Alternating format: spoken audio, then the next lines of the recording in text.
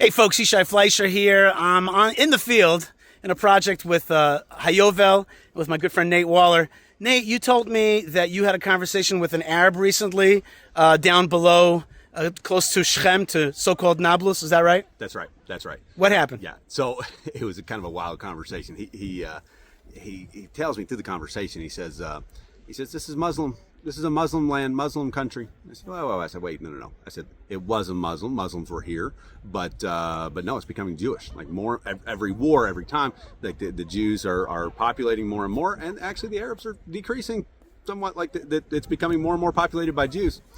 And he says, no. He said it's not. He said there's still 7 million Jews living in America. Oh, wait. So he said it's not Muslim. It's still Muslim land and not Jewish land because there are 7 million Jews in America. That's right. That's right. Well, what did he mean by that? He meant basically that if this was a God thing, if this is a Bible thing, then the Jews would all be coming home. So obviously this is not, because the Jews are not coming back. Wow. Yeah. Do you understand the depth? There's depth in that, and there's even a kind of, for me, there's a kind of truth in that, which is like, if God's calling you back, you better come back. If this is the ingathering, you better be part of it. Right. I totally agree, and the truth is every, particularly religious Jew. If you're not religious, okay, you can make excuses, but for religious Jews, I'm like, you're praying for it 3 times a day. God's not all of a sudden just going to make a magic boom, and you got to make the decision. Or he is going to make a boom. Or he's going to make a boom. And you got to hear it. You got to hear that boom. You got to hear there is a boom. There's a crazy boom. Totally. There's a crazy boom, but it's not going to be a magical moment. Right. Of all of a sudden you're going to be just transfixed and brought over here. Okay, so what'd you tell him? What'd you tell this guy? What I tell him? I told him, I said, look, no. I said, there's way more Jews coming back from America, and there's a lot more Muslims going to America from here. And he said, you're right. So he agreed with that part? He did agree with that part. Okay, then you found that he was farming in Area C. That's right. Which is supposed to be, according to the Oslo Accord, supposed to be under Jewish control, Israeli control. Yeah. So what'd you tell him? So I said, hey, look, this is Area C. What are you farming here? Not that I really care if it's Area C or A or B. This is Israel land. This is Jewish land. This is Bible land. My faith is based on the Bible, not on politics. But he kind of agreed with you. So he agreed with me. He actually says, hey, he said, no, that's ABC. That's all politics. That has nothing to do with what's actually going on the ground. And he just so happened to be standing about 100 yards in front of a house that the IDF had just destroyed. There was an illegal structure. Thank God that they destroyed it from the jihadists that are building there, trying to steal this land. And I said, well, what about that house right behind you? And he said, oh, no, I'm not building.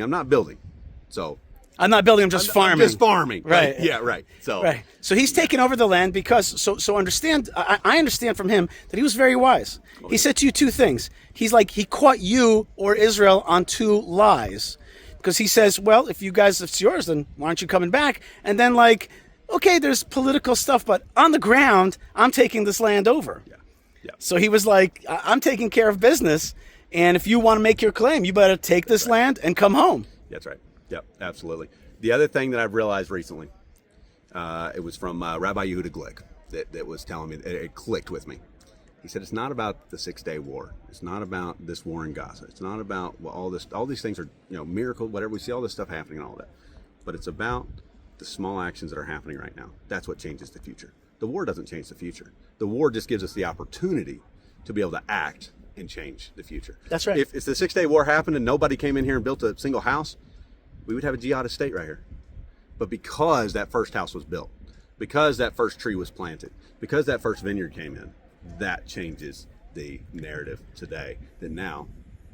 So what happens on the ground is what takes precedence, what really changes the stuff. And that's why we're here today. Tell you, if a Jew hadn't have come back in 1948, there would be no Jewish state today. That's right. So for all you Jews in America or around the world, as a non-Jew, you coming back to Israel declare God's alive. That's right. Hear the boom. boom. The opposite's the other way around too. Meaning that. Say it. Go ahead. All right, I'll say it. Say Ezekiel says that the Jews in exile profane the name of God. That's right.